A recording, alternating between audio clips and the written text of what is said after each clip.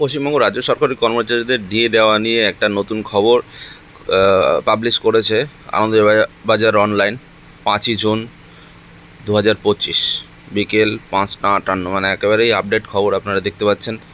এখানে বলা হয়েছে পশ্চিমবঙ্গ সরকারের কর্মচারীদের বকেয়া মহার্ঘ ভাতা বা ডিএ অংশ দেওয়ার উদ্যোগ নিতে শুরু করেছে নবান্ন। সুপ্রিম কোর্টের নির্দেশ অনুযায়ী মহার্ঘ ভাতার 25% মিটিয়ে দিতে হবে।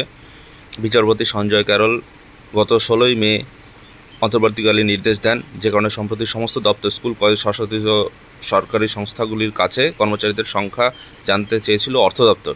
এবার রাজ্য সরকার ডিএর বকেয়াংশ দেওয়ার জন্য প্রযুক্তিগত দিক থেকে একটা নতুন পদ্ধতি তৈরি করার সিদ্ধান্ত নিয়েছে। সেই প্রযুক্তি সমস্ত দপ্তরে পাঠিয়ে সমস্ত কর্মচারীদের ডিএ পাওয়ার সময়সীমা জানাতে চাওয়া হবে। 16ই মে সুপ্রিম কোর্ট তাদের নির্দেশ দিয়েছিল যে 6 সপ্তাহের মধ্যে বকেয়া ডিএ মেটাতে হবে। তার আগে নির্দেশ দেওয়া হয়েছিল যে 4 সপ্তাহের মধ্যে এই গতি প্রকৃতি শীর্ষ আদালতকে জানাতে হবে।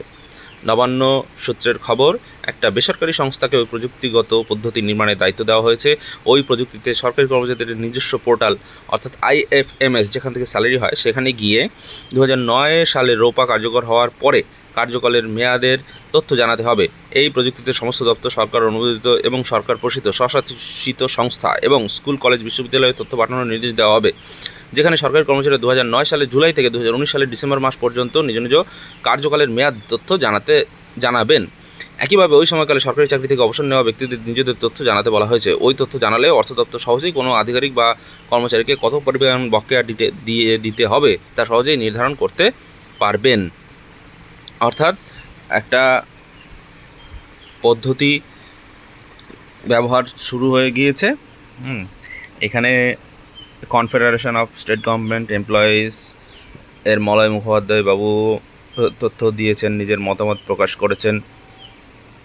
তারপর রাজ্য সরকার ডিএ দেওয়ার প্রসঙ্গে শিক্ষক সংগঠন বঙ্গীয় শিক্ষক ও শিক্ষাকর্মী সমিতির তরফে স্বপন মণ্ডল বাবু তার মতামত জানিয়েছেন যে আগামী 27 জুনের মধ্যে বকেয়া 25% টাকা মিটিয়ে দিতে হবে। তারা আশাবাদী যে সরকার শেষ মুহূর্তে কোনো হঠকারী সিদ্ধান্ত নেবেন না। নির্দিষ্ট সময়ের মধ্যে সরকারি কর্মী, শিক্ষক, শিক্ষিকাদের বকেয়া পাওনা মিটিয়ে দেবে। তা না হলে সরকারের আর্থিক অবস্থা প্রশ্নচিহ্নের মধ্যে পড়বে এবং ভবিষ্যতে রাজ্য প্রশাসনকেও আরও খারাপ পরিস্থিতির মোকাবিলা করতে হবে।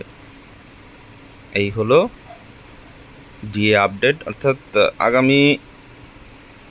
এই জুন মাসেই অফিসিয়াল কোনো নির্দেশিকা হয়তো আসতে চলেছে। আনন্দবাজার অনলাইনে এই খবরটি প্রকাশিত হয়েছে, আপনারা আনন্দবাজার অনলাইনে গিয়েও দেখতে পারেন।